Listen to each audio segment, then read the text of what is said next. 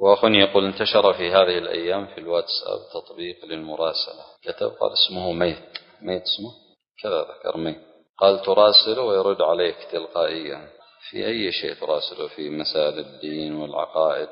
قال سألته عن الماسونية فقال هي طائفة تنشر السلام والأخوة، وسألته عن أهل السنة قال هم طائفة تسير على هدي النبي صلى الله عليه وسلم، وسألته عن الصوفية فقال هم طائفة روحية وأثنى عليهم. وإذا سألته عن أمور الدين يجيبك بالصواب، فهل يجوز استعمال هذا البرنامج؟ استعمله الإنسان في شيء من المعلومات العادية فلا بأس.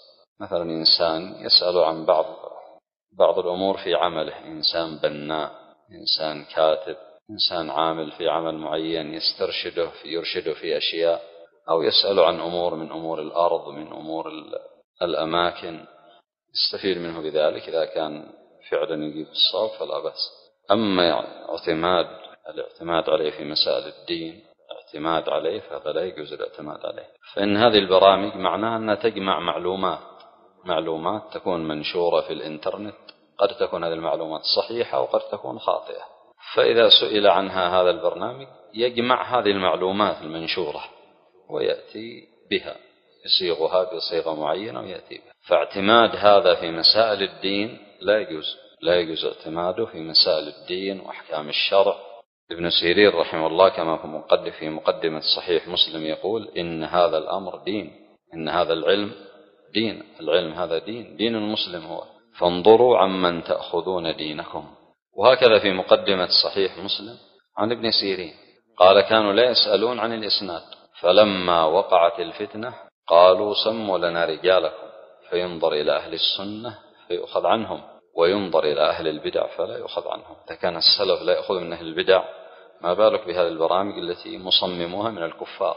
وهكذا في مقدمة صحيح مسلم عن أبي الزناد قال أدركت بالمدينة 100 ممن ينسب إلى العلم أو ممن يقال إن عنده علما، ولا يؤخذ العلم إلا عن نفر يسير منهم يقال ليس من أهله، ليس أهلا أن يؤخذ عنه العلم أو نحو ذلك. فإذا كان كذلك أهل العلم يتحرون أخذ العلم من أهله ولا يأخذون العلم عن إنسان ينتسب إلى العلم يرون أنه ليس من أهله، فكيف بأخذ العلم والدين وأحكام الشريعة من برامج إنما غاية ما فيها أنها تجمع معلومات منشورة؟ فاتخاذ هذا البرنامج لسؤاله عن الأحكام الشرعية عن أمور الدين لا يجوز ذلك، لأن دين المسلم يجب عليه أن يتحرى فيه، لا يجوز أن يأخذه من أي مصدر كان. وأما إن سأله عن بعض المعلومات التي قد تفيده، بعض معلومات تفيده في غير أحكام الشريعة وفعلا يجد فيه فائدة فلا بأس، وكما يبحث الإنسان في معلومات في سائر مواقع الإنترنت. أخواني يقول هذا البرنامج إذا سألته عن سورة الضحى يأتي بقرآن محرف أو يرشد إلى تنزيل تطبيق القرآن. وأيضا أخ يقول بعض الإخوة سأل هذا البرنامج أين الله؟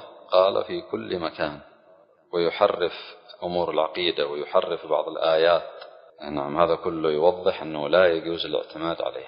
هذا قد سألنا بعض الأخوة عنه قبل أيام، فلا يجوز الاعتماد عليه في أحكام الشرع في مسائل الدين لما فيه من أخطاء وتحريف، كما ذكر السائل في سؤاله يقول عن الماسونية التي هي من أشد الطوائف عداء للإسلام وتريد طمس الإسلام، قال إنها طائفة تنشر السلام والأخوة، ويقول عن الصوفية إنها طائفة روحية ويثني عليه.